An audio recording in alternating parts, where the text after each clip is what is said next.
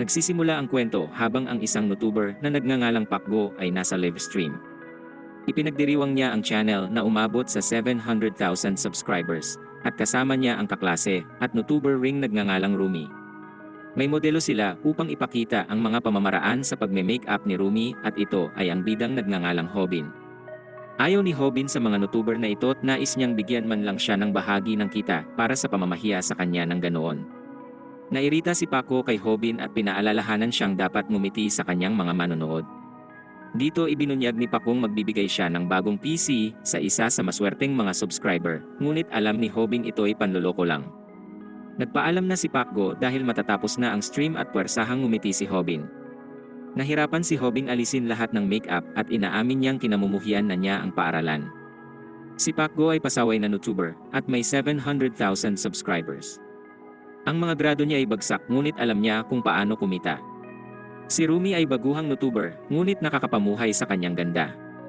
Nainis si Hobin nang ihambing ang sarili sa kanila dahil hindi naman siya mayaman o matalino. Bumalik siya sa klase at nalamang galit sa kanya ang nagngangalang Snapper dahil hindi siya ngumiti sa stream. Binugbog ni Snapper si Hobin dahil sinira niya ang live broadcast. Si Snapper ang kameraman ni Pacgo at tiyak na kabilang sa grupo ng mga pasaway sa paaralan. Halos tumayo si Hobin para sa sarili, ngunit ito ay pinagtawanan lang ng iba. Iniisip ni Pacong nagpapadala lang siya at nagpanggap si Snapper na halos maihi siya rito sa takot. Naisip ni Hobing nagboluntaryo lang si Snapper na maging kameraman ni Paco upang makisakay sa otoridad. Isa itong nakakahiyang galaw, ngunit inaamin ni Hobing magaling iyong estratehiya. Tinanong ni Snapper kung gusto pa ni Hobing mabugbog pero aminado si Hobing yon ang erarkiya ng paaralan at siya'y nasa ibaba. Bigla na lang namangha si Rumi nang malaman niyang kumita sila ng $200 mula sa stream na ginawa nila. Nagulat si Hobin sa narinig dahil halos wala naman silang ginawa, ngunit kumita pa rin ng $200 sa isang tanghalian. Ito'y dahil kay Paco kaya nangako si Ruming ibabalik ang pabor. Kinukonsidera ni Hobing magsimula rin ng channel at siya'y nagulat nang sabihin ni Snapper ang parehong bagay. Humingi si Snapper ng payo kay Paco at sinabi nitong ang mga menor de edad ay bawal kaya kailangan niya ang bangko ng mga magulang. Nahuli si Snapper sa pangungupit noon sa magulang kaya walang pag-asang papayagan siyang gamitin ang kanilang account. Alam ni Snapper na may sakit ang ina ni Hobin at nasa ospital kaya kailangan niya ang sa ina nito. Tumatawa ang lahat sa ginagawa ni Snapper at naisip ni Hobing iyon na ang sandaling dapat niyang gamitin ang mga kamao. Sa kasamaang palad, hindi niya kayang gawin ito at humingi na lang siya ng tawad sa kanyang ina sa pagiging duwag. Binisita ni Hobin ang ina at sinikap nitong manatiling positibo sa pagpapanggap na pwede siyang umuwi kahit kailan. Pero alam ni Hobin na hindi iyon totoo dahil tiyak na lalala ang kanyang kalagayan kung lalabas siya ng ospital. Nag-alala ang kanyang ina kung nakipag-away si Hobin dahil sa mga marka nito sa mukha, ngunit mariing tinanggi ni Hobin gagawin ang ganoon. Hindi niya gustong mag-alala ang kanyang ina sa mga nangyayari sa paaralan, kaya naisip ni Hobing sinungaling rin siya. Pumunta si Hobin upang magbayad ng $200 para sa gamot ng ina at iniisip na buong linggong kita na iyon mula sa kanyang part-time na trabaho. Nagtatrabaho siya sa McDonald's at kahit araw-araw iyon pagkatapos ng klase ay kumikita lang siya ng $30 kada araw. Samantala, ang kanyang mga kaklase ay kayang kumita ng $200 sa isang tanghali lang. Nanggalaiti si Hobin at napaisip kung ano ang mali sa lipunan. Sa kanyang pagmumukmok, napagtanto ni Hobing may pag-asa pa rin siya sa buhay nang batiin siya ng kanyang katrabahong si Bomi. Sinabi ni Hobin kung nasaan ang mga pati na inalok ng ibang simp na kunin para sa kanya. Si Bomi ang idolo ng restaurant at sa simpleng pagtingin sa kanya ay sumasaya si Hobin. Bigla na lang dumating si Pacgo sa restaurant habang naka-live stream. Nagtago si Hobin at ibinunyag ni Pacgong naroroon siya upang makita ang diyosa ng McDonald's na sumisikat sa social media. Nagulat si Hobing pumunta siya upang makita si Bomi at ibinunyag na may hamon para sa kanya. Kung hindi niya magagawa ang nasa menu sa loob ng 30 segundo, ay ibibigay niya ang kanyang numero. Ito'y masamang bangungot kay Hobin dahil alam niya ang ginagawa ni Pacgo. Ang pagkain iyon ay may higit sa 10 sangkap at imposible itong gawin sa loob ng 30 segundo. Napakalinaw na sinusubukan lang niyang kunin ang numero nito. Nagpanggap si Pacgong ayaw niyang gawin ito at pinilit lang siya ng mga nanonood. Pinunto ng ibang nagtatrabaho roong ni sila'y walang kontak ni Bomi at nagtaka kung maaari lang gawin ng mga YouTuber ang anumang gusto nila. Tumaas ang tensyon, ngunit nagulat ang lahat ng ihayag ni Hobing natapos niya ang paggawa ng pagkain. Nagdagdag pa siya ng libreng pati, kaya pinakiusapan niya si Pakbong umalis dahil naistorbo ang mga customer. Naayos na ang sitwasyon at bumulong si Hobin sa sariling siya ang hari ng McDonald's at pinuri siya ng mga kasamahan sa mahusay niyang trabaho. Alam ni Hobin hindi lahat ay maganda dahil tiyak na mabubugbog siya sa paaralan dahil dito. Hindi niya naiisip na tatanggapin ng sinuman ang kanyang pagkatao pero hindi niya alam na napansin pala siya ni Bomi. Sa bahay, nagluto si Hobin ng ramen at makikita kung gaano siya kaduwag dahil pinayagan niyang mag-stream si Snapper mula sa kanyang bahay. Dismayado si Hobin sa sarili at humingi ng tawad sa ina dahil pinayagan niyang gamitin ni Snapper ang account nito. Narinig ni Hobin may magbibigay kay Snapper ng $200 para sa 30 kills at sinumpa niya ito sa paglikom ng pera ng ganoon lang kadali. Sa sobrang inis ay dinuraan niya ang ramen ni Snapper. Pinwersa siya ni Snapper na gawin ito kaya napaisip si Hobin kung dapat niyang hingin ang bahagi ng kitang natatanggap. Bigla na lang natisod si Hobin sa extension cord na pumutol sa stream ni Snapper at nabuhusan pa ng mainit na ramen. Humingi ng tawad si Hobin sa aksidente, ngunit nagalit si Snapper dahil nawalan siya ng $200. Muling sinabi ni Hobin aksidente lang iyon, ngunit nagbato lang ng insulto si Snapper. Habang patuloy na sinisipa si Hobin, napagtanto niya kung gaano kalala ang kanyang sitwasyon sa sarili pa niyang bahay. Nagpatuloy ito subalit nagalit si Hobin nang sabihin ni Snapper na kasalanan niya kung bakit may cancer ang ina. Sumagot si Hobin ng mabilis na suntok sa mukha ni Snapper. Sa unang pagkakataon ay nanuntok si Hobin ng tao. Nagsimula silang mag-away at napagtanto ni Hobin hindi ito gaanong nakakatakot gaya ng lagi niyang iniisip. Hindi nagpigil ang dalawa subalit hindi nila napansin na patuloy pa ring naka-on ang kamera sa live stream. Sa ibang lugar, may babae mula sa paaralang nanonood sa stream. Pagkatapos ng laban, bumaba ang adrenaline ni Hobin at nagsimulang masaktan. Hindi lang iyon dahil napagtanto niyang kailangang gumastos upang ayusin ang bahay. Naiinis si Hobin na lagi siyang problemado sa pera kaya nagpasya siyang takasan ang lahat ng ito at natulog. Sa sandaling ito napagtanto ni Hobin kung gaano siya kamiserable. Iniisip pa rin niya ang bill sa kuryenteng kailangang bayaran kaya pinatay niya ang malapit na power strip. Kinabukasan, tinawagan siya ni Snapper at galit na pinapatanggal ang isang video. Walang ideya si Hobin sa sinasabi niya kaya ipinaliwanag ni Snapper na dapat niyang burahin ang live stream noong nakaraang araw. Pinunto ni Hobin ang stream ay naputol nang natisod siya sa kable, ngunit napagtanto niyang ang kableng kanyang napatay ay para lang sa monitor at hindi sa computer. Napaiyak si Snapper habang sinasabing ang kanilang buong laban ay naipalabas mula sa ginagamit niyang kamera. Naging itim ang monitor ngunit ito ay na-stream ng live. Pero hindi lang iyon dahil ang stream ay naging isang video na rin. Sinabi ni Hobin wala siyang in-upload, ngunit ipinaliwanag ni Snapper na ginagawa ito ng nutob ng automatic kapag ang PC ay offline. Hindi ito nabura ni Snapper dahil ang account na gamit ay sa ina ni Hobin. Hiningi ni Snapper ang password subalit binaliwala siya ni Hobin para tignan kung totoo ang lahat. Nagulat si Hobin nang matuklasan niyang totoo nga ang lahat at may higit 10,000 comments na rito. Nakarating na rin ito sa ibang social media site at kumalat na ang video sa buong mundo sa loob lang ng isang gabi. Naisip ni Hobin ito ay masama dahil mula sa pangbubuli sa kanya sa lokal ay magiging global na ito. Naghanda siyang burahin ang video bago pa ito lumala, ngunit nabasa niya ang mga komento sa kung gaano kalaki ang kikitain nito dahil sa dami ng views. Nagbabayad ang nutub ng kalahating sentimo kada view kaya gumawa ng kalkulasyon si Hobin at namangha ng mapagtantong ang naging 10 million views ay kikita ng mahigit sa $6,000. Sa paaralan, nagtatawanan ang mga estudyante sa kalokohang laban. Dumating si Snapper at agad na napagtantong nakita na nila ito. Galit siya dahil pinaghirapan niyang sumipsip kay Paco para lang maging popular. Iyon ay nasira na dahil ang video niya ay ginawa na lang siyang katatawanan sa buong paaralan. Ayaw niyang mapahiya sa ganoong paraan kaya humanap siya ng madaling mabuli. Kumpiyansa si Snapper at naghandang iangat ang sarili para ibalik ang erarkiya sa paaralan. Ginawa niya ito sa paghampas sa madaling target, ngunit wala ng pag-asa para sa kanya dahil sinimulan lang siyang bugbugin ng tinarget. Nakiusap si Snapper kay Pakbong tulungan siya, ngunit wala itong pake.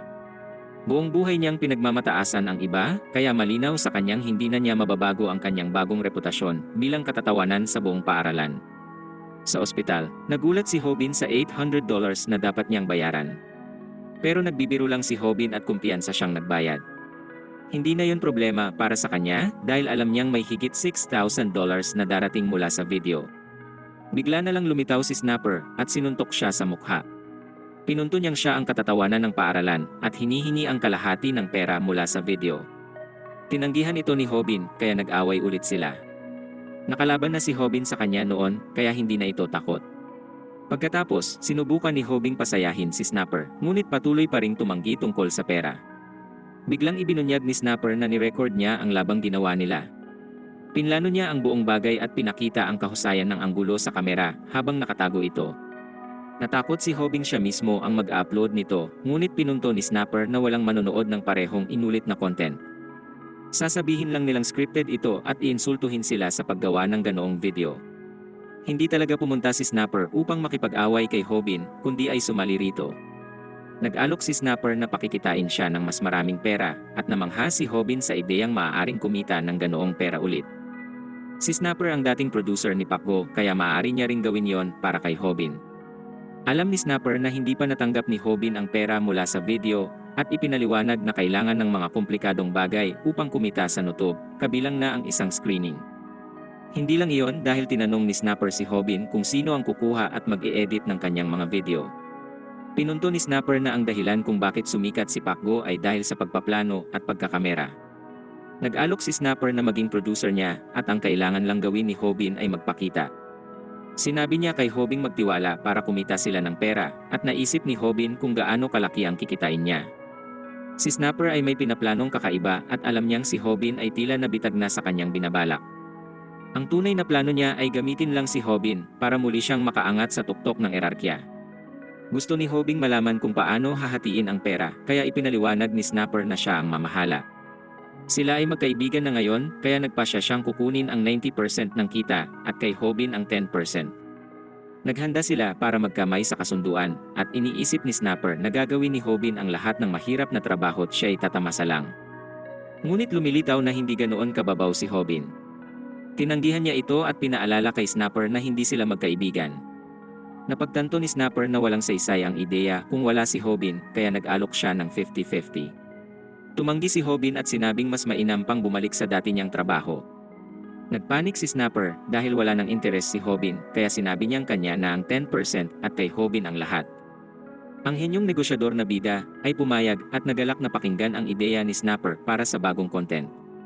Galit na galit si Snapper dahil hindi niya nauto si Hobin ngunit natuwa siyang nagkasundo na sila. Dito niya biglang ibinunyag na ang kanilang bagong content ay pagtawag sa mga bully ng live.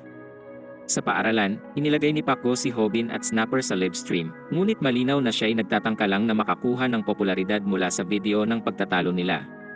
Pinilit sila ni Pacboong batiin ang mga viewers tulad ng plano niya pero nagpakilala sila bilang mga binuli. May sariling plano ang dalawa at gusto ni Snapper na umpisahan ito ni Hobin pero hindi siya handa.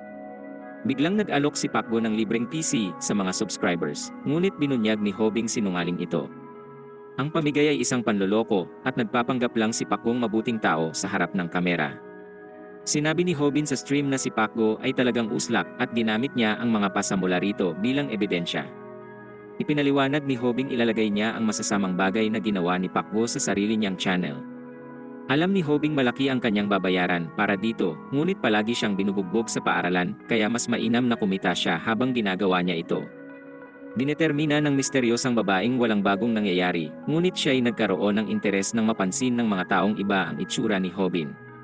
Iniisip ni Snapper na ang plano nilang papuntahin ang viewers ni Pacboo sa kanilang channel ay perpekto dahil mukhang galit talaga si Pacboo sa paglantad sa kanya. Sa kasamaang palad, lahat ay sumablay ng ibunyag ni Pacboong natapos ang live stream dahil naubos na ang kanyang baterya. Dahil wala ng kamera, nagsimula si Pacboong bugbugin si Hobin dahil sa paglalantad sa kanya. Hindi niya alam na si Snapper ay nagla-live sa harap ng 33,000 na mga tao.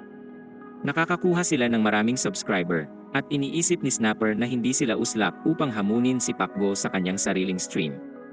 Tinawag ni Snapper si Hobin na bituin ng palabas dahil ang plano talaga'y mabugbog siya tulad ng karaniwan niyang ginagawa para makakuha sila ng maraming views at kumita ng pera. Gayunpaman, biglang napaisip si Hobin kung ang pagkabugbog nga ba ang susi sa pera. Determinado si Hobin na kumita ng malaki kaya kailangang sumikat ang kanilang video. Sa sandaling ito ay nagsimula siyang magduda kung gusto ba ng mga taong manood ng binubuli at napagtantong ang tunay nilang gusto ay makita iyong lumalaban sa isang bully. Nagpakita ng determinasyon si Hobin, ngunit ikinagalit lang ito ni Pacboo. Iniisip ni Snapper kung gaano kabilis ang pagkakabugbog kung tatayo lang si Hobin, at tatanggapin ito't ngayon ay napapaisip siya kung saan galing ang tapang na ito. Nabatid ni Hobin ang realidad nang mapansin niya kung gaano kalaki si Pacboo kumpara sa kanya. Pareho silang nasa high school, ngunit malaki ang katawan ni Pacboo at si Hobin ay malatingting. Kinonsidera ni Hobin humingi ng tawad, ngunit ininsulto siya ni Pacboo at sinisi sa pagkakaroon ng cancer ng ina. Napuno ng galit si Hobin sa pagbanggit ng uslak sa kanyang ina at nagulat ang lahat nang atakihin niya ito. Gayunpaman, nagtawanan ang lahat sa chat dahil hindi man lang gumalaw si Pacboo kahit kaunti. Pinalala pa ni Pacboo ang mga bagay nang sabihin niyang ipapadala si Hobin sa ospital katabi ng ina bago ibalibag ang kanyang katawan. Pinagtawanan ng lahat si Hobin at napagtanto ni Hobin ang bigat ay malaking bahagi sa isang laban. Ang kanyang laban kay Snapper ay parang larong bata kumpara sa pinagdadaanan niya ngayon. Iniisip ni Hobin tapos na, ngunit hindi dahil naghahanda si Pacboong suntukin pa siya. Gayunman, ang estudyanteng laging natutulog ay biglang sinabihan si Pacboong tumahimik. Sinabi ni Pacboo sa kanyang matulog na lang ngunit natakot siya nang tignan siya ng estudyante. Ang pangalan niya ay Kim at siya ang umuusbong sa mundo ng MMA. Umurong si Pacboo at namangha si Hobin kay Kim dahil nagawa nitong patahimikin ang buong silid sa ilang salita lang. Napagtanto niyang si Kim ay isang lalaking naabot ang tuktok ng isang mundong lubos na bago sa kanya. Bumalik si Kim sa pagtulog at umalis si Pacboo. Iniisip ni Snapper na medyo astig rin si Hobin.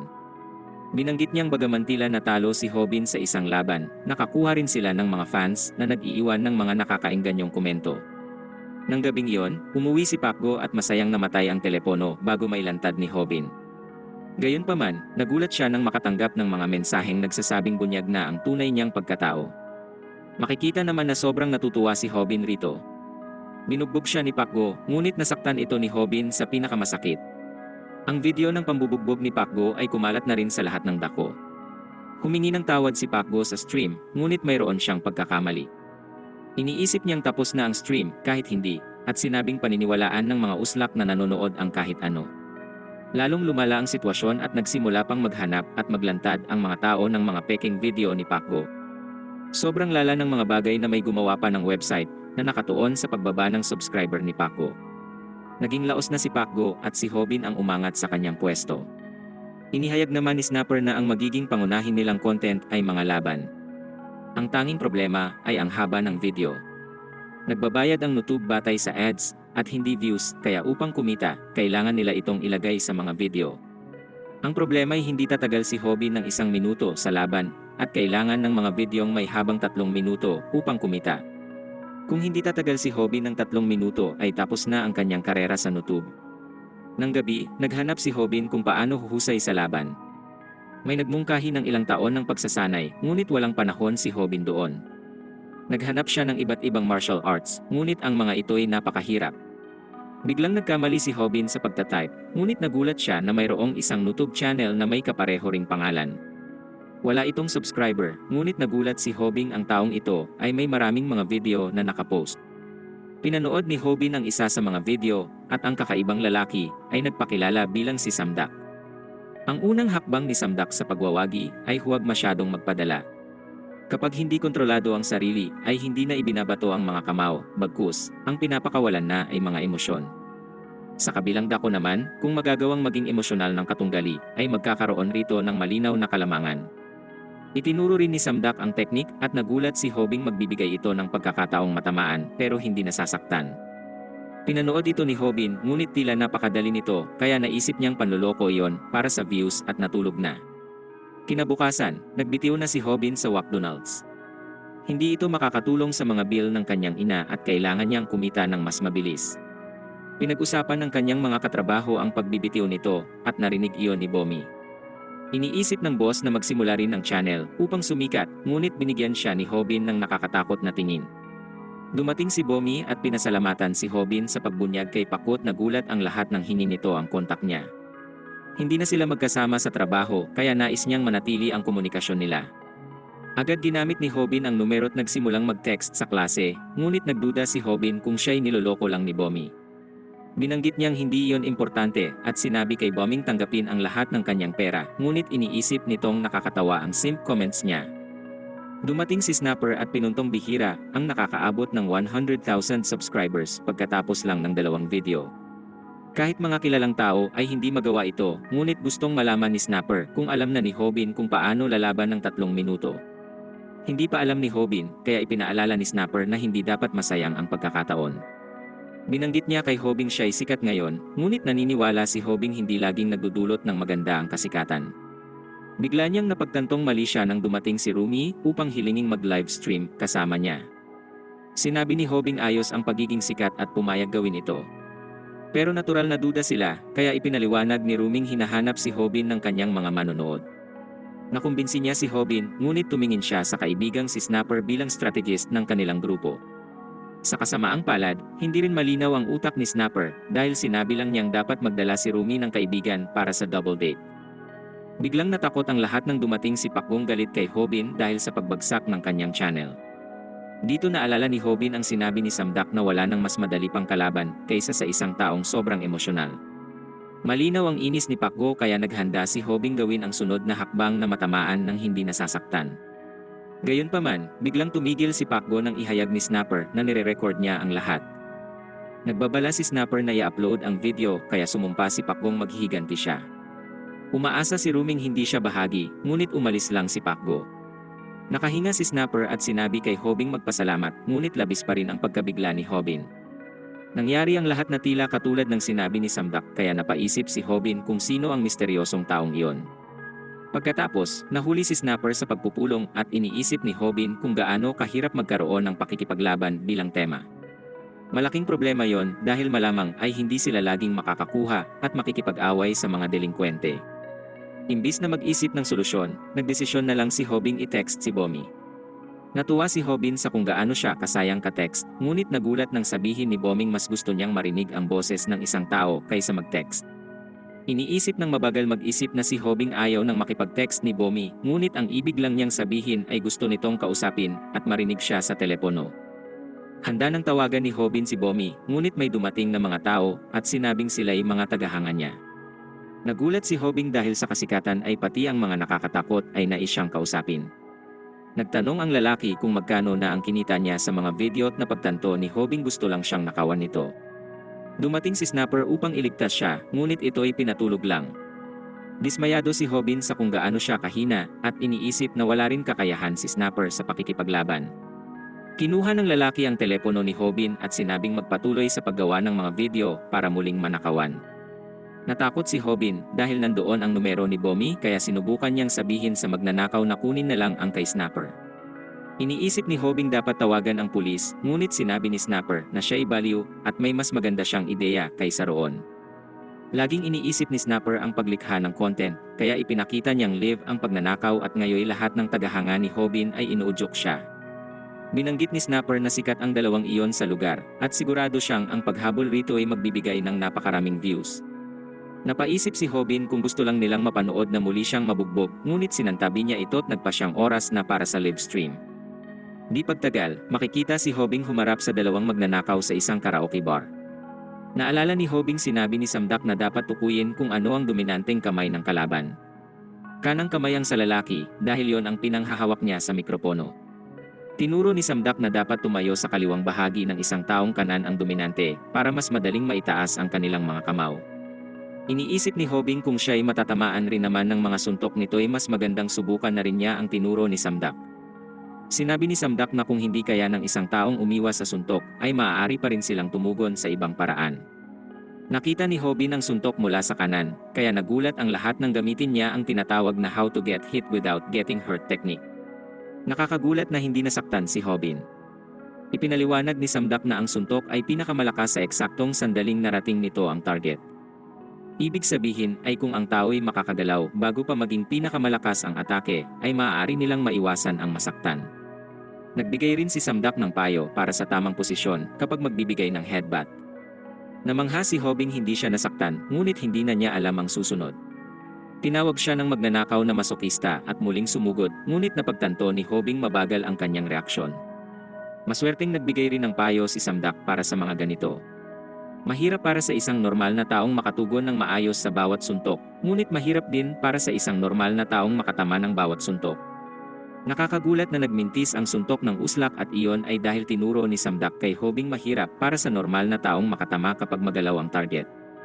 Ito ang tinatawag sa boxing na weaving. Hanggat patuloy na sinusubukan ni Hobing tamaan ang kamao ng kalaban gamit ang ulo, sa kalaban ay magmumukha siyang boksingerong may magaling na weaving technique. Tinuro rin ni Samdak na sa pag-focus sa pagtama sa kamao ng mga kalaban, ang takot ni Hobin sa kamao ay mawawala rin. Dito'y lalong magagalit at mauuwi sa pagmimintis ang kalaban. Bukod dito, kahit na tumama sila ay hindi mararamdaman ni Hobin ang sakit dahil sa teknik na get hit without getting hurt. Ipinaliwanag ni Samdak sa kanyang video na sa puntong ito, hindi na dapat matakot si Hobin sa pakikipaglaban. Ito nga ang nangyari sapagkat ang mas kumpiyansang si Hobin ngayon ay hinihingi na ang telepono sa uslak upang makapag-reply siya kay Bomi. Wala itong ideya kung sino si Bomi at patuloy na sumugod, ngunit ginamit ni Hobin ang mga teknik ni Samdak. Patuloy niyang tinatamaan ang kamao ng lalaki gamit ang ulo, ngunit sa paningin ng lahat ay hinahayaan niyang magpatama. Nagtaka ang uslak kung bakit hindi siya umiiwas at nagkagulo ang chat sa live stream dahil sa suporta. Naging mas kumpiyansa si Hobin, ngunit mainam sana kung mas marami siyang napanood kay Samdak. Isa lang ang kanyang napanood tungkol sa matamaan nang hindi nasasaktan, kaya wala na siyang iba pang magamit. Mariing nanood si Snapper, ngunit iniisip niyang ito ay hindi maganda. Masyadong mabagal ang laban, at tila pinapagod lang nila ang isa't isa, kaya unti-unti na rin silang nawawalan ng manonood. Gusto ni Snapper ng mahabang laban, ngunit nakakabagot na kung masyado itong matagal. Iniisip ni Snapper na itigil na ang laban, ngunit bigla niyang napansin ang mensahe mula sa isang Ding. Si Ding ang manonood na nakakilala kay Kim bilang isang bituin ng MMA, at tila maalam rin sa martial arts. Ang komento ni Ding ngayon ay nagsasabing mananalo si Hobin laban sa uslak. Pinunto ng lahat sa chat na si Hobin ay patuloy na nagugulpi lang, ngunit tinawag lang sila ni Ding na mga walang alam. Sinabi ni Ding na hindi napansin ng uslak dahil sa adrenaline, ngunit ang kanyang mga kamao ay nasa malaking problema. Nagulat ang chat nang mapansin nila iyon at hindi maintindihan ng uslak ang nangyayari sa mga kamao. Ipinaliwanag ni Ding na maaaring mamaga ang kamao sa patuloy na pagtama sa punching bag, ngunit masyadong nadala ang uslak sa pagtama sa matigas na noo ni Hobin ng maraming beses. Nawala na ang adrenaline ng uslak at dumating na ang napakatinding sakit gaya ng sabi ni Ding.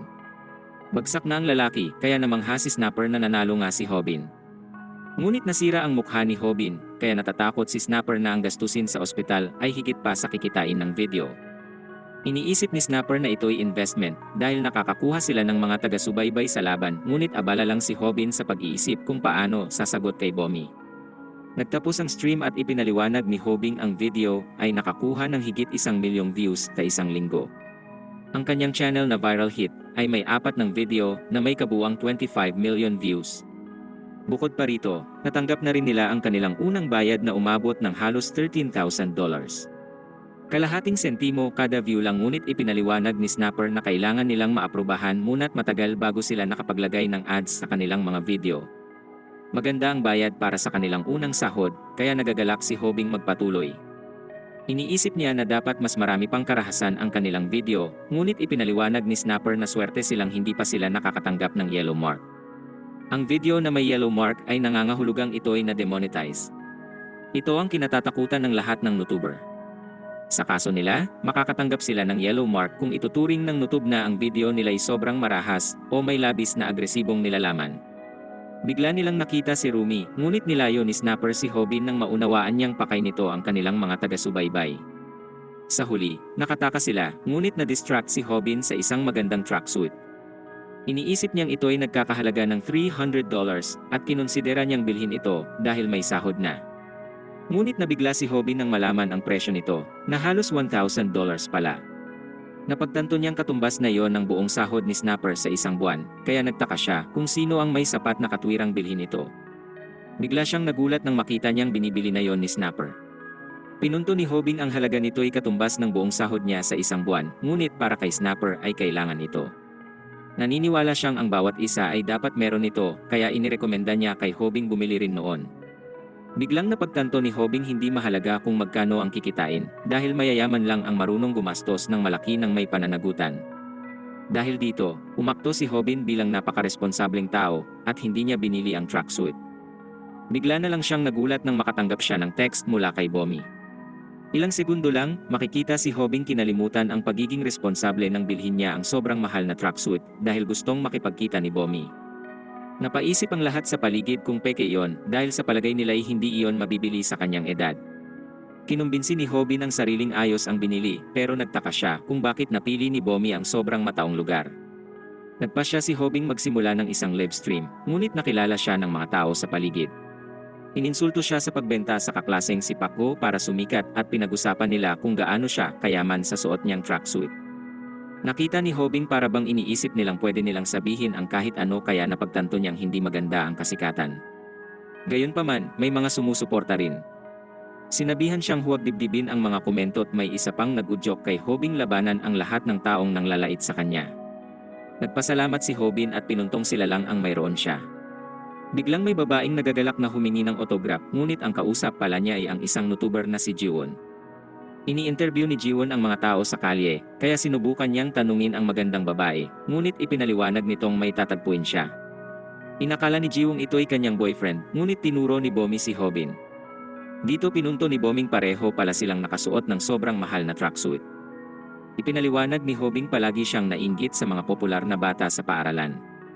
Palagi siyang pinakamaliit at hindi maliksit, lagi pang mababa ang marka. Naniniwala siyang ang paaralan ay sumasalamin sa lipunan, sa paraang ito ay masasabing survival of the fittest. Natural lamang para sa mas mahinang mga hayop na yumuko sa mas malakas. Laging itong ipinapakita kapag pinagdidiskitahan siya ni Pacgo. Gayunpaman, hindi eksepsyon si Pacgo sa panuntunan dahil siya naman ay walang binatbat kay Kim. Dahil dito, laging humahanga si Hobin kay Kim. Ngunit ngayon, hindi na ganito mag-isip si Hobin dahil naroroon na si Bomi sa pagtatagpo. Hindi na niya kailangang maging popular at wala na sa kanya kung siya'y mahina. Nagulat ang lahat na sila'y magkasama't may pagkakataon pang ang kanilang kamay ay nagdikit ng hindi sadya. Nalunod si Hobin sa imahinasyon habang iniisip niya ang pag-uwi kay Bomi pagkatapos ng mahabang araw sa opisina. Sa imahinasyon, may bulaklak siya para kay Bomi. Nagtaka siya kung bakit wala namang bulaklak ang bouquet, kaya ipinaliwanag ng uslak na si Hobing ito'y dahil si Bomi ang magandang bulaklak. Pagkatapos, sinalubong si Hobin ng mga anak, ngunit pinunto ng isang itigil na niya ang kanyang pananaginip. Napagtanto ni Hobing para siyang baliw, matapos lang magdikit ang kamay at sa palagay ni Bomi ay isa siyang lalaking madalang magsalita. Sa malapit, may natuwa sa kanila dahil sa pareho nilang suot na damit. Nakaramdam ng awa ang lalaki kay Bomi dahil karaniwang ayaw ng mga babae sa mga lalaking mas maliit. Tiyak ang lalaki na hindi sila naririnig ngunit naririnig lahat ni Hobin. Iniisip ni Hobin na si Bomi ay nababagot na sa kanya, ngunit ngayoy iniisip niya na rin ito'y nahihiyang makasama siya. Nagpaapekto si Hobin sa mga salita, kaya tinanggal niya ang jacket. Nagagalak na nagtanong si Bomi kay Hobin ng tungkol sa kanya, ngunit walang pag-asa si Hobin sa kanyang mga naging sagot. Nawalan ng gana si Bomi habang nagtatanong, kaya naman sa huli ay sumuko na siya. Nagpasya siyang umalis at ipinaliwanag na bagaman si Hobin ay maayos kausap sa text, halos wala siyang sinabi sa kanya roon. Humingi ng tawad si Bomi sa pagpilit sa kanya, ngunit dito umamin si Hobin. Pinunto niya kung gaano siyang nakakabagot at sinabing hindi pa siya kailanman nakakalabas kasama ang babae. Sinimulan niyang sagutin ang mga tanong nito at ibinunyag na hindi niya nagawa kanina dahil sa nahihiya siya sa kanyang mga sagot. Ipinaliwanag din niyang hindi siya kumakain dahil sobra siyang na-distract sa ganda nito. Nag-alala si Bomi dahil pinapawisan siya ng sobra, ngunit pinaliwanag niyang umupo siya sa may bintana dahil baka sobrang init ng araw para kay Bomi. Nagustuhan ni Bomi ang lahat ng ito at isang baliw na nanonood sa kanila ang iniisip na ginampanan iyon ni Hobin ng maayos. Sa labas, pakiramdam ni Hobing karelasyon niya si Bomi bago nito sabihing nakatanggap siya ng tawag mula sa kaibigan. Ang taong iyon ay nag-aaral din sa paaralan ni Hobin, ngunit nagulat siya nang sabihin nitong si Kim yon. Nanlumo si Hobing ang taong napasakamay na ang lahat at taong hindi man lang niya makausap ay kaibigan ni Bomi. Nalunod muli sa imahinasyon si Hobin at nanaginip kung saan siya ay umuwi sa bahay mula sa trabaho. Gayunpaman, si Kim ang asawa ni Bomi at si Hobin ay isang estrangherong pumasok lang sa kanilang bahay. Tinawag siya ni Kim na talunang gustong agawin ang asawa at sinabihan muli ng anak na gumising. Nagpasya si Hobing magsinungaling kaya sinabi niya kay Boming sila ni Kim ay magkaibigan. Nagalak si Boming marinig yon, ngunit nagpanik si Hobin dahil ayaw niyang malaman ni Boming kasama siya sa grupo ng mga talunan. Agad nagsisi si Hobin sa kanyang kasinungalingan, lalo na't naroroon na mismo si Kim. Binati siya ni Bomi at masayang tinanong kay Kim kung totoong kaibigan niya si Hobin. Nagulat si Hobin at tumingin lang ito sa kanya. Napagtanto ni Hobing malaking pagkakamali iyon at humingi siya ng tawad sa isipan sa kasinungalingan. Hindi alam ni Bomi pero mayroong hindi nasusulat na tuntunin para sa mga talunang nagsasabing huwag magpapanggap na kaibigan ang sinuman. Nilabag iyon ni Hobin para magpasikat. Ang gusto lang sana niya ay magpatuloy na magpasiklab kay Bomi. Dahil sa katahimikan ng lalaki, napaisip si Bomi kung may mali kaya naghanda na si Hobin sa kahihiyan. Handa siyang maparusahan sa kasinungalingan at iniisip na hindi na muling makikita si Bomi. Pero nakakagulat na sinabi ni Kim na siguro nga'y magkaibigan sila at nasa parehong klase sila. Hindi niya maalala ang pangalan ni Hobin pero alam niyang may YouTube channel ito. Binanggit ni Kim na pareho sila ng suot kung saan tinawag iyon ni Hobin na simsis. Hindi iyon ang pinakamagandang paglabas sa sitwasyon, ngunit nainis si Hobin dahil natutuwa siya sa kinalabasan nito. Naglakad ang tatlo, ngunit ramdam ni Hobing siya'y malinaw na pangatlong panggulo lang. Sinabi niya sa kanilang may inground siya at sa sobrang sakit nito ay kailangan na niyang umalis. Nagpanggap si Hobing ika-ika at nagsising hindi nagkaroon ng mas magandang dahilan. Sa malapit, ibinunyag ni Snapper na pinanood at kinukunan niya ang lahat. Iniisip niyang medyo ayos rin ang ginawa ni Hobin at sana ay nanatili ito roong kasama nila. Sa kabilang banda, inihayag ni Hobing wala siyang ideya kung ano ang pakiramdam maging panggulo sa pagitan ng nakakakit na mga tao. Iniisip ni Hobing siya'y isang pangit na ingrown kumpara sa kanila. Nasa magkaibang mundo sila at walang ibang mas nakakaalam noon kundi siya. Ipinaliwanag ni Snapper na ang pag-ibig ay parang digmaan at hindi dapat sumuko si Hobin dahil lang malakas ang kalaban. Pinunto ni Hobing hindi siya matatalo kung hindi lalaban kaya tinawag siyang duwag ni Snapper. Naalala ni Snapper ang minsang sinabi ng isang coach sa basketball. Dramatiko niya itong ginaya at sinabing kung susuko na ngayon ay tapos na nga ang laro. Pinunto rin ni Snapper na si Bomi mismo ang nag-anyaya sa kanyang lumabas at magkape. Malinaw na interesado siyang makasama si Hobin at mukhang lubos na nadismaya ito nang sabihin ni Hobing aalis na siya. Naging mas madrama pa si Snapper sa pagpiyok ng boses sa kanyang talumpati at inihayag niyang pinakamalapit si Hobin sa tagumpay kumpara sa kanyang mga karibal. Nagpasalamat ang emosyonal na si Hobin sa pagbukas ng kanyang mata. Binanggit ni Snapper na sila'y magkaibigan at inudyok si Hobing sabihin kay Bomi ang damdamin. Nagtungo si Hobin para gawin mismo yon, ngunit makikita si Snapper na muli lang palang gagawa ng content. Siya ay nagalak at iniisip na bigyan ng pangalan ang live tungkol sa pag-amin ng kaibigan at pagkabigo. Ang chat ay nainis sa kung gaano kasama si Snapper bilang kaibigan, ngunit tumigil si Snapper dahil nagulat siya sa isang bagay. Bumalik si Hobin sa grupo at inalok ni Kim na bunutin ang kanyang inground. Sinabi ni Hobing ayos na siya at umalis na si Kim upang magsanay para sa laban sa sunod na linggo. Napagtanto ni Hobing walang namamagitan kay Kim at Bomi kaya nanlumo lang siya para sa wala.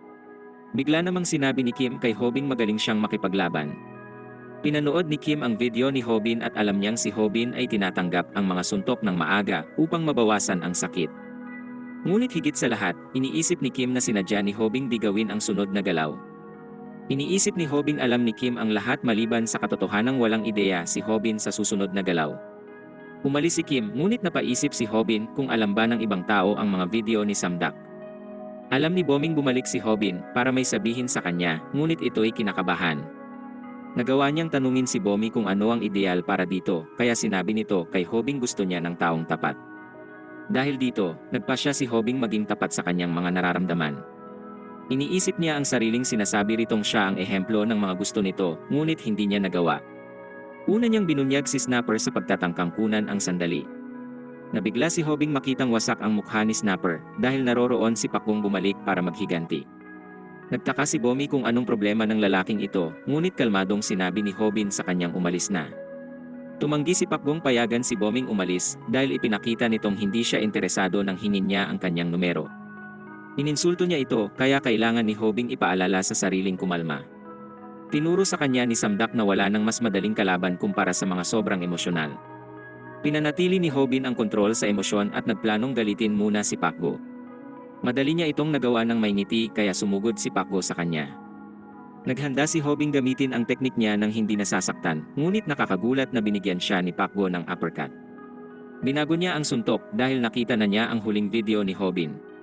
Pinunto ni Samdak sa kanyang video na uslak lang ang gumagamit ng parehong mga galaw ng paulit-ulit. Sa kasamaang palad, ang diskarte niyang masuntok ng hindi nasasaktan ay madaling kontrahin ng uppercut. Nabugbog ngayon si Hobin habang nag-aalala si Bomi at nais ni Hobing sana'y pinanood niya ang ibang video ni Samdak. Nag-aasam siyang malaman ang sunod na galaw na tinukoy ni Kim, ngunit siya ay ganap ng blangko ngayon. Sa sandaling ito'y lumitaw na kay Hobin ang buhay niya.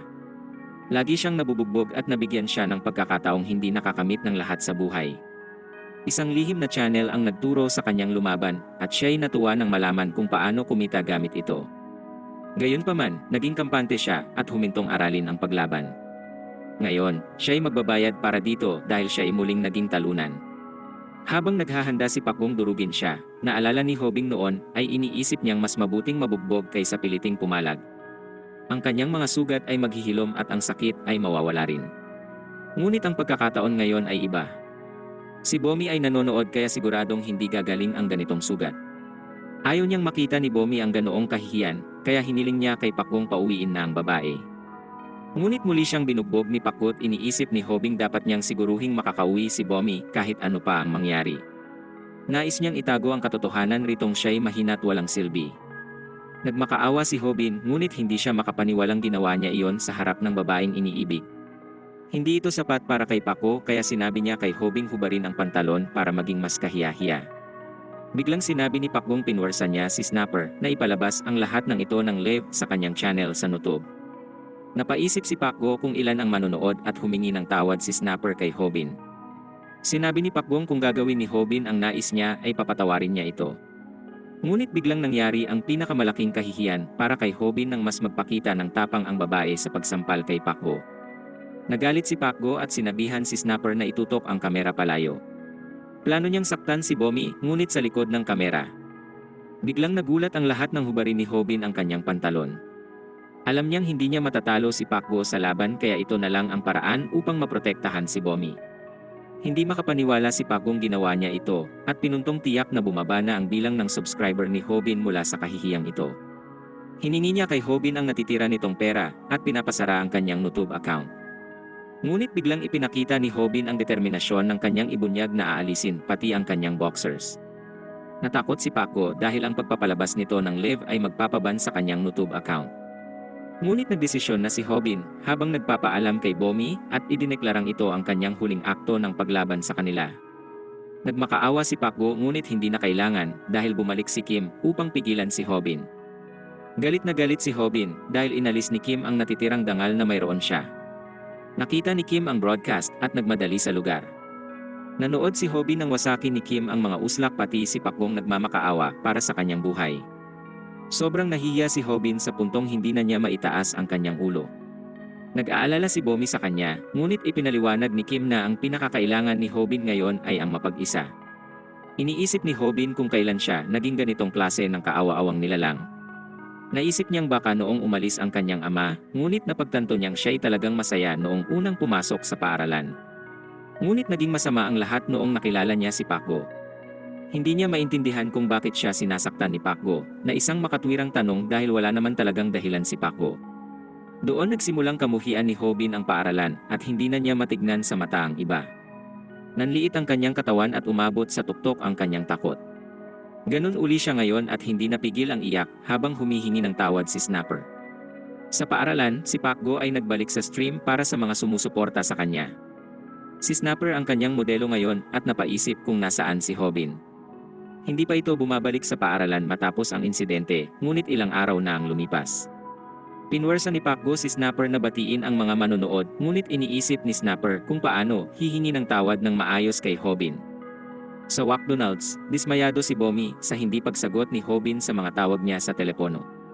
Nasa bahay si Hobin at sinasabing gusto niyang maglaho na lamang. Ngunit hindi lang sama ng loob ang iniisip ni Hobin. Makikita ang video ni Samdak na pinapanood sa computer ni Hobin. Sinabi ni Samdak na hindi lang basta nagaganap ang himala para sa mga hindi nagsisikap. Ang diskarte sa laban na itinuturo sa video ay tinatawag na kung paano lumaban at talunin ang karaniwang tao. Makikita si Hobin na gumagawa ng ilang push-up at ipinaliwanag na siya'y nagpasyang baguhin ang kanyang sarili. Sinabi ni Samdak na higit pa sa mga video sa YouTube ang kailangan para magkaroon ng determinasyong baguhin ang sarili. Ang sagot sa pagbabago ng isang individual ay nasa loob nila. Ito ang galit sa kanilang sarili, kaya dapat nilang punuin ang sarili ng kanilang poot. Ginawa yon ni Hobin at nagpakahirap upang magbagong parang wala ng ibang mahalaga sa mundo. Ipinaliwanag ni Samdak na ang pagmaster sa mga teknik sa isang video ay tatagal ng 1 buwan. Sa paaralan, sinaktan ni Pacboo si Snapper habang nasa live stream. Napaisip siya kung talagang iiwan ni Hobin ang kaibigan sa panganib at sinabihan si Hobing magpakita't iligtas ito. Nagmakaawa si Snapper kay Hobing manatili na lang sa bahay kung saan siya ligtas. Nanonood si Hobin at nakita niya si Snapper na nagsabing huwag nang pumunta. Ngunit nakakagulat na naroroon na si Hobin. Hindi makapaniwala si Snapper at nagmadali naman ang kakaibang babae papunta roon. Ibinigay ni Hobin ang telepono at nagulat si Snapper nang makita niyang nagsimula na siya ng live stream. Sinabihan ni Hobin si Snapper na simulan ang pagkuhat, inihayag na ang stream ay tatawaging paano lumaban at talunin ang karaniwang tao. Makikita sa nakaraang araw ng itanggi ni Snapper na sila'y magkaibigan ni Hobin. Nag-alok siyang maging producer ni Rumi at sinabihan pa si Pacboong siya'y nagtiis lang kay Hobin bilang kanyang kasosyo. Tinawag pa ni Snapper na talunan si Hobin, ngunit sinaktan siya ni Pacboong sa pagtataksil at pagpanig kay Hobin noong una. Pinunto ni Pacboong ngayon ay traidor siya kay Hobin, kaya napaisip siya kung may hiya si Snapper sa pagsipsip sa lahat ng makasalamuha. Lahat ay nasuklam sa kanya at sumang-ayon si Snapper na siya ay pinakamasamang uri ng tao. Upang mabuhay, sumusunod siya sa mga mas malakas kaysa sa kanya. Hindi siya nakakalaban at walang magandang marka, kaya ito lang ang paraan niya. Wala rin siya ni isang kaibigang handang magbigay ng tulong sa kanya. Nagsimula si Pacboong ng stream at ipinaliwanag ni Snapper na ang channel ni Pacboong ay nakabawi na. Kahit pa nabunyag ito, hindi nagtagal bago siya muling tinagap sa kanilang lipunan. Ang bagong estilo ni Pacboong sobrang tapang ay nagpasikat lalo sa kanya't ipinagdiwang niya ang pag-abot ng 900,000 subs. Ngunit ang bilang ng viral hit ay patuloy na bumababa dahil wala na si Hobin at walang bagong videong nakapost. Maswerteng may ilang tapat na naghihintay sa kanyang pagbalik, ngunit walang kasiguruhan kung makakapagantay pa sila.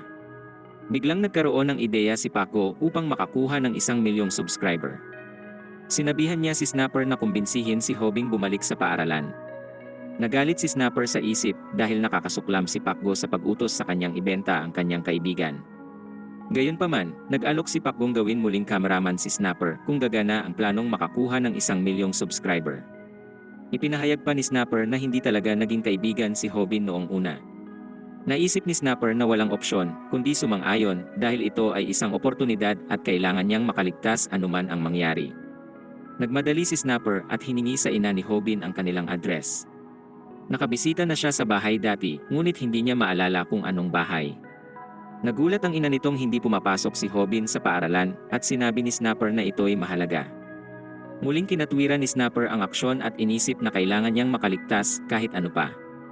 Nang ibigay sa kanya ang address, inihayag ni Snapper na siya'y nasagip, ngunit makikitang binugbog na naman siyang muli kinabukasan sa paaralan. Ang responsable ay si Pacboong galit dahil hindi napapunta ni Snapper si Hobin. Dahil kay Snapper, siya'y pinagtatawanan at ngayoy hindi na makukuha ang $300 na ipinangako sa kanya para sa maliit na proyektong inaatupag. Ipinaliwanag ni Snapper na pumunta siya sa bahay ni Hobin at tinawag ito, ngunit hindi lumabas. Walang pakialam si Pacboong at lalo lang siyang binugbog. Binigyan niya si Snapper ng huling pagkakataong kumbinsihin si Hobing pumunta sa paaralan at nagsimula ng stream. Ngunit sobrang nagulat si Pacboong nang gawin ni Snapper ang kabaliktaran. Sinabi niya kay Hobing huwag pumunta't binunyag na si Pacboong makakakuha ng $300 sa pagbugbog sa kanya. Sinabi ni Snapper na baka tapusin siya ni Pacboong ngayon, kaya seryoso niyang sinabi ritong manatili na lang sa bahay. Nawala sa katinuan si Pacboong at sinuntok si Snapper sa mukha. Makikita rin kung bakit nagbago ng isip si Snapper. Habang nakikipag-usap sa ina ni Hobin noong isang araw, sinabi sa kanyang kinukwento siya ni Hobin. Sinabi ni Hobing natutuwa siyang may kaibigan na siya sa klase. Sinabi pa niyang mas masaya na ang paaralan ngayon dahil sa bagong kaibigan, kaya nagulat si Snapper nang marinig ito. Binubugbog na ngayon si Snapper at iniisip niyang kahit traidor siya at puro salita lang, tinatawag pa rin siyang isang kaibigan ni Hobin. Dahil dito'y hindi na siya maaaring magtaksil kay Hobin. Sa kasalukuyan naman ay bumalik si Hobin sa paaralan kahit nagmamakaawa si Snapper na lumayo na lang siya. Siniguro ni Hobing nakastream si Snapper at inihayag ang titulo nitong paano makipaglaban at talunin ang isang karaniwang tao. Nagulat si Snapper na makita si Hobing kalmado, ngunit malinaw niya ring nakitang may nakasulat na talumpati sa kamay nito. Nagsimula si Hobin sa paggamit ng teknik na hindi masaktan kahit tamaan. Nag-alala si Snapper dahil natalo na ito ni Pacquiao noon. Nadismaya rin si Pacquiao dahil dapat ay alam na ni Hobin hindi gagana ang galaw na yon, kaya muli siyang sumugod para sa uppercut. Makikita noong nakaraang buwan kung ano ang nangyari matapos na lubusang mapahiya si Hobin. Napagtanto niyang sobrang kumpiyansa siya at naniwala siyang magaling siya sa pakikipaglaban. Nauwi lang ito sa kahihiyan sa harap ni Bomi at napaisip kung dapat bang hindi na lang sila magkitang muli. Iniisip ni Hobin hindi na muling mahaharap ang mga taga-subaybay, ngunit mawawalan siya ng paraang bayaran ang mga bill ng ina. Nasa pinakaibaba na si Hobin habang tinatanong kung bakit siya naging mahina at walang silbi. Kung ito ay isang anime, may milagrong magpapalakas sa kanya, ngunit sa kasamaang palad para kay Hobin ay iba ang kanyang realidad. Gayunpaman, biglang napagtanto ni Hobin may sarili siyang himala at iyon ay ang sikretong YouTube channel. Nagpatuloy si Hobin sa pangalawang leksyon ni Samdak na kung paano makipaglaban at talunin ang isang karaniwang tao. Ipinaliwanag nitong ang dedikasyon ni Hobin ngayon ay susubukin dahil ang susunod na teknik ay tatagal ng 1 buwan para matutunan. Sa 3 pangunahing bagay sa laban, ang una ay ang pagpapalakas ng katawan. Tinuro ni Samdak na kailangang kumain ng dekalidad na protina upang lumaki ang kalamnan. Ang mga profesional ay may teknik upang mapunan ang pagkakaiba sa laki, ngunit ang mga baguhan ay wala noon kaya kailangang palakihin ang katawan kontra sa mga atake. Gumawa si Hobin ng shake mula sa hilaw na karne para sa protina, ngunit siya ay nasuka lang. Masyadong nagalak si Hobin at nalampasan ang bahagi kung saan inirekomenda ni Samdak na bumili na lang ng protein shake.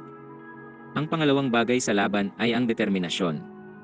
Wala nang pera si Hobin para sa protein shake, ngunit seryoso siya rito, kaya ginamit niya ang kanyang determinasyon upang piliting inumin ang ginawa niyang shake. Ipinaliwanag ni Samdak na ang sobrang pagkain ay makakataba kaya kailangan din ng ehersisyo. Ang pangatlong bagay ay ang stamina. Tinuro ni Samdak na pumunta sa pool dahil paglangoy ang pinakamahusay na ehersisyo sa stamina. Importante ang stamina dahil ito ang magpapatagal sa kanya sa isang laban. May teknik rin si Samdak upang mapabilis ang metabolismo habang lumalangoy at iyon ay paglangoy habang ang kamay ay nakasara bilang kamao. Alam ni Hobin ang mga pool ay puno ng masasayang extrovert kaya hindi siya maaari doon. Gayunpaman, sobrang determinado siya kaya lumangoy siya sa pampublikong liguan. Lahat ito ay napakahirap kaya kahit pagod na si Hobin ay hindi pa rin natinag ang kanyang determinasyon. Gayunpaman, nagulat siya nang ihayag ni Samdak na hindi malaki ang magbabago sa pangangatawan o stamina sa loob lang ng 1 buwan. Pero ang itinuro niya ay isang magandang pundasyon. Ang kailangan ng baguhan ay sandatang tinatawag na teknik.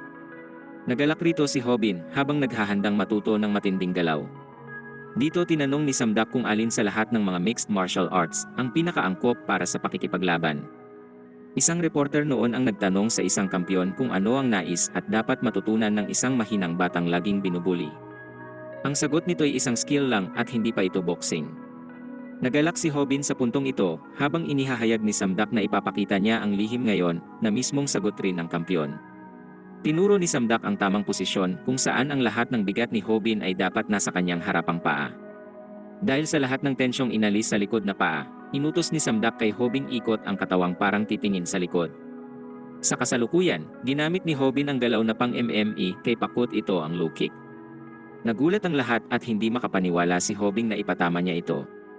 Sa nakaraang buwan, pinagsanay ni Samdak si Hobin ng low kick ng 10,000 beses. Nangako siyang hanggat siseryosohin ito ay makikita ang resulta dahil ang pagsisikap ay hindi nagtataksil kailanman. Pero nabigla si Hobin nang tawanan lang ni Pacquiao ang kanyang sipa. Alam niya ang tungkol sa low kick at pinunto niyang dapat itong itama sa hita kapag ginagamit ang galaw. Gayunpaman, nakita ni Snapper ang matandang si Ding sa chat at sinabi nitong napatama ni Hobin ang sipa sa eksaktong target. Bigla ring nagulat si Snapper nang sabihin ni Kim na sinadya iyon ni Hobin. Ito ang pang MMA na low kick. Mas pinabuti itong low kick na ipinapakita ang lakas ng mababang sipa hanggang sa maximum at tinatawag rin itong calf kick. Di gaya ng tradisyonal na sipang ang pinsala ay namumuo pagtagal, ito ay nagdudulot agad ng pinsala sa isang tama. Namangha si Kim dahil hindi ito madaling magamit ng mga baguhan kaya kinonsidera niyang mag-sub sa channel ni Hobin. Ito ang galaw na inakala niyang sunod gagamitin ni Hobin sa pag-uusap nila noon. Tinuro rin ni Samdak kay Hobin ang pagtakbo ay mahalaga ring skill lalo na kung mas malaki sa kanya ang kalaban. Alam ni Hobin dudurugin siya ni Pacquiao kapag nahawakan siya nito kaya nanatili siya sa distansya. Gayunpaman, nang makakita ng pagkakataon ay ginamit niya ang calf kick. Ang lahat ng nanonood pati ang chat ay namangha, ngunit nagtaka si Kim kung bakit hindi ginagawa ni Hobin ang kasunod. Parang may mali sa kanya, at nabigla siya nang maunawaan niya ang isang bagay. Bigla ring napagtanto ni Pakbong calf kick lang ang alam ni Hobin. Napansin din ito ng lahat at hindi sila makapaniwalang lumaban si Hobing may isang klase ng sipa lang. Dineklara naman ni Pakbong hindi na ito gagana. Ipinaliwanag ni Samdak sa kanyang video na bagaman napakahalaga ng calf kick ay madali rin itong mahulaan. Mahirap matutunan ang dalawang galaw sa loob ng isang buwan, ngunit sinabi nitong tinuro niya ang isa pang galaw sa pagsasanay. Nakita ni Pakgo ang isa pang parating na calf kick pero iniisip ni Hobing ibang tao na siya ngayon. Tinuro ni Samdak na makakahanap siya ng pagkakataon kapag nag-focus lang ang kalaban sa calf kick. Ngayon ay lubos nang nakatuon si Pakgo sa susunod na sipa ni Hobin, ngunit inihayag nitong di na siya talunan. Sinara ni Hobin ang kanyang kamao at ipinamalas ang nabuo niyang lakas sa paglangoy sa ganoong paraan. Tinatawag niya itong overhand hook at lubusan niyang dinurog si Pakgo gamit ito. Inihayag ni Hobing wala ng pag-asa si Pakgo at lahat ng nanonood ay nagulat sa naging tagumpay ni Hobin. May ilang kaibigan si Pakbong sumubok gumanti, ngunit pinaatras sila ni Snapper. Sumumpa siyang pagbabayarin sila kung susubukan nilang dikitan ang kaibigan niyang si Hobin. Iniisip ngayon ni Snapper na dapat protektahan si Hobin. Gaya ng tunay na kaibigan, nagpasya siyang kung sasaktan si Hobin ay siya rin. Hindi niya alam na tinuturing siyang kaibigan ni Hobin, ngunit dahil sa ina ni Hobin ay alam na niya. Nagulat si Snapper na makitang takot ang mga bully sa kanya, ngunit ito ay dahil talaga kay Kim. Namangha si Kim sa ginawang paglaban ni Hobin at makikitang naging emosyonal si Hobin dahil sa laban. Alam ni Hobing ito ang perpektong sandali para sa isang bagay kaya sinabi niya sa lahat ng nanonood na huwag kalimutang mag-subscribe at i-on ang notification. Simula noon, hindi na bumalik si Pakgo sa paaralan, ngunit sigurado si Hobing hindi iyon dahil sa takot si Pakgo sa kanya. Hindi gaanong naniniwala si Hobing na talo si Pakgo at iniisip lang niyang matapos ang lahat ng paghihirap ay nagawa lang niya ang swerteng suntok. Ang talagang dapat katakutan ni Pakgo ay ang pagbagsak ng kanyang reputasyon. Nagalak si Hobin dahil yon ang talagang narapat sa uslak. Ang mas maganda pa ay patuloy na lumalaki ang viral hit na YouTube channel ni Hobin. Lumagpas na si Hobin sa 150,000 subscribers, kaya ipinapangako niyang magpapatuloy sa pagpupursigi. Nagtungo si Hobin upang bigyan ang ina ng regalo at nagpanggap na hindi yon mahal. Sinabi nitong bumisita ang kaibigan ilang araw na ang nakalilipas. Walang ideya si Hobin kung sino yon at makikitang naroroon si Snapper sa labas ng kwartong may dalaring regalo. Pinaalala ng ina ni Hobing ito ang kaibigang sinasabi niyang nagbibigay ng lakas kapag nasa paligid. Naalala na ngayon ni Hobin, ngunit ang kaibigang kinukwento niya ay si Kim. Nagulat si Snapper na marinig na hindi pala siya ang tinutukoy, kaya kinumpronta niya si Hobin tungkol dito. Pero sa katunayan, kinukonsidera ni Hobin si Snapper bilang tunay na kaibigan. Nagtalo sila, ngunit iniisip ni Hobing kahit pa isang uslak si Snapper ay masasabi niyang mabait rin ito. Paglaon, inirekomenda ni Snapper kay Hobing kumuha sila ng profesional na editor. Si Snapper ang gumagawa ng pag-edit pero siya ay baguhan lang at iniisip niyang ang mas mahusay na editor ay makakatulong sa channel. Kahit maganda ang content, maaaring magsawa ang mga tao kaya kailangan ng editor para manatili itong nakakasabik. Sumang-ayon si Hobin at iniisip na kailangan nilang mag-post para doon, ngunit may mas magandang ideya si Snapper. Nagulat si Hobing nag-stream si Snapper sa buong oras na yon, at ang ideya ni Snapper ay magtanong sa kanilang mga manonood kung sino ang gustong magboluntaryong maging editor nila. Maraming komento ang nagpapahiwatig na maaaring hindi ito ang pinakamagandang ideya, kaya nilinaw ni Hobing gusto nila ng may karanasan sa pag-edit ng mga video. Biglang nagkomento ang matandang lalaki na nagre-review ng mga laban ni Hobing may karanasan siya. May alinlangan si Snapper tungkol sa lalaking ito dahil matanda na, pero walang paki si Hobin sa edad niya at gusto lang ng mahusay na editor. Bibigyan ni Snapper ng pagkakataon ang lalaki dahil ito ang gusto ni Hobin kaya sinabi niya sa matandang lalaki na may interview. Kinabukasan, inihayag ni Hobing na kuha niya ang impormasyon ng matanda pero nababahala sila sa kanyang profile. Pero mas lalo si Snapper na gusto niyang i-block ito ni Hobin. Ngunit plano ni Hobing tuparin ang pangako at ipinaliwanag na darating na ang matandang lalaki para sa interview. Natakot ang mga lalaki na baka pagalitan sila ng matanda gaya ng karaniwan, ngunit nagulat sila nang malaman na ang matanda ay isang babae. Pinagalitan pa rin sila ng babae at sinabihan silang hindi ito oras para magulat dahil mag-interview na. Ang pangalan niya ay Gale at sikat siya dahil sa itsura. Hindi siya masyadong popular sa klase dahil nagsasalita siyang parang matanda. Sinabihan niya ang mga kabataang simulan na ang interview at natawa si Snapper sa kanya dahil sa paggamit ng mga salitang kadalasang ginagamit lang ng matatanda. Hinawakan ni Gale ang kanyang daliri para pagsabihan siya, ngunit nagdulot lang ito ng panaginip kay Snapper gaya kay Hobin. Sa panaginip, umuwi siya matapos ang trabaho at sinorpresa ang asawang si Gale ng bulaklak. Nagulat si Gale na makitang ang isa sa mga bouquet ay walang bulaklak kaya naghanda si Snapper na sabihin ang parehong linyang ginamit ni Hobin sa panaginip. Sa kasamaang palad, pinutol siya ng aso ni Snapper na si Hobin at sinabihang gumising. Sinabi ng nananaginip na si Snapper kay Hobin maging mabuting aso, ngunit bumalik siya sa realidad. Hindi makapaniwala si Snapper na nanaginip siya dahil lang nagdikit ang kanilang kamay at tiningnan nila ang videong inedit nito. Nagsimula ito sa isang intro na ikinabilib ni Hobin. Si Snapper ay abala sa paghanga sa kamay ni Gale at nais niyang makipag-thumb wrestle sa kanya. Dahil dito ay gusto ni Snapper na agad siyang kunin, pero sinabi ni Hobin kailangan nilang panoorin ang buong video. Isinama ni Gale ang pinaka-nakakatawang mga komento dahil isa ito sa pinakamagandang bahagi ng channel ni Hobin. Hindi sigurado si Hobin kung dapat kunin si Gale kaya tinanong niya kung nagkaproblema ito sa edit. Nagulat siya nang ipaliwanag ni Gale na nahirapan siyang alisin ang ilang sensitibong nilalaman nito. May mga sandali pang siya'y nasa underwear lang na siguro ay dapat alisin.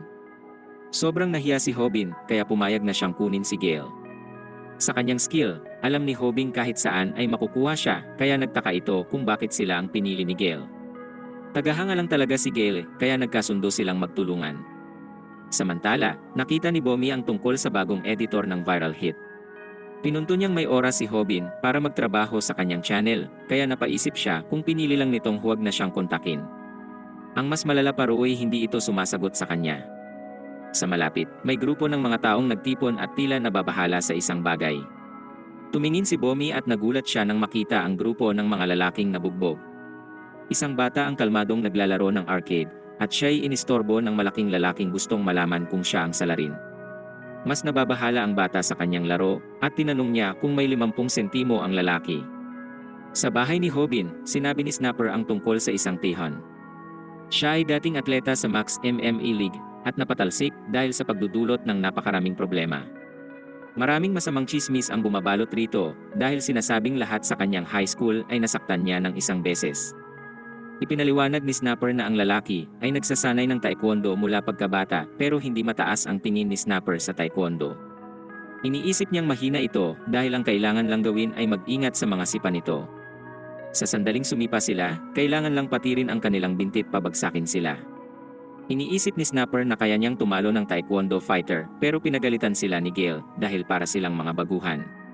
Ipinunto niyang ang estilo na hindi angkop para sa street fight ay tinatawag na sport taekwondo pero ang combat taekwondo ay iba. Ang sport taekwondo ay tungkol sa puntos at may limit sa oras ngunit ang layunin sa combat taekwondo ay patulugin ang kalaban. Makikita ang halimbawa nito ng sipain ng batang naglalaro ng arcade ang malaking lalaki sa mukha. Ipinaliwanag ni Gale na minsang nagsagawa ng eksperimento upang sukatin ang bilis at lakas ng mga sipa ng ilang eksperto sa martial arts. Ang mga Muay Thai at Capoeira fighters ay may nakakamanghang numero, ngunit halos dinoble ng taekwondo ang resulta. Ang sipa ay may max speed na 220 km/h at ang lakas ng kanyang sipa ay higit 1,000 kilo. Walang ideya si Hobin kung ano ang kinalaman nito kaya pinaalala ni Snapper na ang channel niya ay tungkol sa paglaban sa bully. Ipinaliwanag niyang si Tehon ang susunod niyang kalaban. Kalmado itong tinanggap ni Hobin sa una, ngunit natakot siya nang mapagtanto kung ano ang sinabi ni Snapper. Ipinaliwanag ni Gale na ang taekwondo ay sikat ngayon at maraming MMA fighters sa buong mundo ang gumagamit ng mga teknik nito. Pati ang Peking Tyson mula sa interview ay sumang-ayon na maganda ang taekwondo. Ipinaliwanag ni Gale na mayroon itong natatanging galaw na ayos lang kung tatalikuran ang kalaban. Tinatawag itong back kick at makikita ito ng patumbahin ng bata sa arcade ang malaking lalaki. Nakuha ni Snapper ang impormasyon nito mula sa mga manonood na ikinatuwa ni Hobin. Ang problema ay hindi ordinaryo si Tehon dahil siya ay isang profesional na fighter. Walang ideya si Hobin kung ano ang magagawa niya laban sa halimaw at nais niya na lang gumawa ng eating challenge sa kanyang channel. Malalaman naman ang tungkol kay Tehon. Siya ay kilala bilang demonyo ng Gangbuk High at isa siyang baliw na kinatatakutan ng buong eskwela. Iniisip ng karamihan na isa lang siyang sangganong gustong kunin ang mga gamit ng iba tulad ng mamahaling sapatos. Ngunit sa katotohanan, ang dahilan kung bakit siya tinatawag na demonyo ay dahil sa pagbihag sa mga kaibigan ng biktima. Hindi talaga gusto ni Taehon ang kinukuha niya. Ang tunay niyang layunin ay mapanood ng mga kaibigan ang pambubugbog at punuin ang kanilang puso ng takot at kahihiyan. Ayaw na ni Hobing magbasa patungkol sa taong ito dahil mas malala siya kaysa kay Pakgo. Takot si Hobin kaya pinaalalahanan siya ni Snapper na para iyon sa mga manonood. Ipinunto ni Hobing na ngako lang siyang lalabanan ang mga bully at hindi ang mga profesional. Nagalak si Gale sa ideya ng pagbugbog sa isang bully kaya gusto niyang siya mismo ang lumaban kay Taehon. Si Hobin naman ay hindi makahanap ng motibasyon para labanan ito dahil hindi pa sila nagkikita. Samantala, nangangarap si Taehon na yumaman nang makasalubong siya ng mga siga. Gusto nilang gumanti pero inatake lang sila ni Taehon at humingi ng 50 sentimo para makabalik sa arcade. Sinabi ng malaking lalaking ang taekwondo ay puro lang porma at wala itong silbi kapag nahawakan na niya si Taehon. Nagulat siya nang madaling naiwasan ni Taehon ang kanyang atake at hindi siya makapaniwala sa lakas ng sipa ni Taehon. Iniisip ng lalaki na kaya niyang harangan ang susunod na atake pero binigyan lang siya ng sunod-sunod na sipa. Muling humingi ng 50 sentimo si Taehon kaya pumayag na lang ang lalaki. Nilinaw ni Taehong ang kaibigan nito ang kausap niya kaya pumayag ang kaibigang ibigay ang 50 sentimo. Pero binugbog pa rin ni Taehon ang malaking lalaki at humingi ng $50 ngayon para makabalik sa arcade. Pumayag rin ang kaibigan dito pero patuloy na binugbog ni Taehon ang malaking lalaki at humingi ng $5,000 ngayon. Walang ganoon kalaking pera ang kaibigan kaya nagpasya si Taehong parusahan na lang ang malaking lalaki. Nasa malapit si Snapper at kinukunan ang eksena at natakot dahil mas baliw pa si Taehon kaysa sa mga sinasabi sa chismis. Alam ni Snapper na nangako sila sa mga manonood pero nagpasya siyang kailangan nilang lumayo sa baliw na ito. Sa sandaling yon, natakot siya nang tumingin si Taehon pero nakapagtago siya sa tamang oras.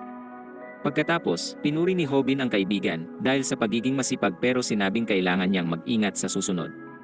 Masaya si Hobing nakalayo si Snapper pero napagtanto niyang katapusan na nila nang matagpuan sila ni Taehon. Sinabi ni Snapper kay Taehon na kinukunan lang niya ito dahil gusto niya ang taekwondo. Masaya si Hobing butit magaling magsalita si Snapper dahil baka makalusot sila sa sitwasyong ito nang dahil doon.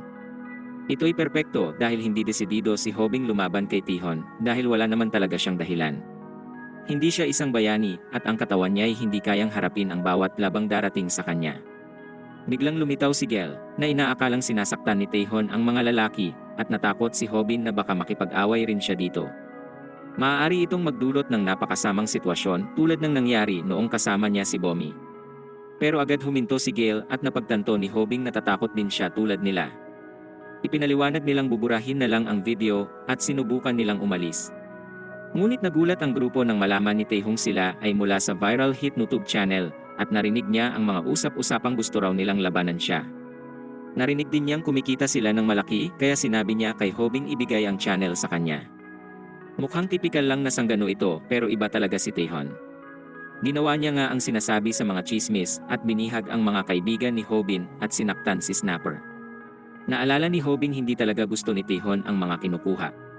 Ang tunay niyang layunin ay mapanood ng mga kaibigan ang pambubugbog. Gusto niyang maramdaman nila ang takot at kahihiyan. Muling hiningi ni Taehon kay Hobin ang kanyang channel at humingi rin dito ng 50 sentimo.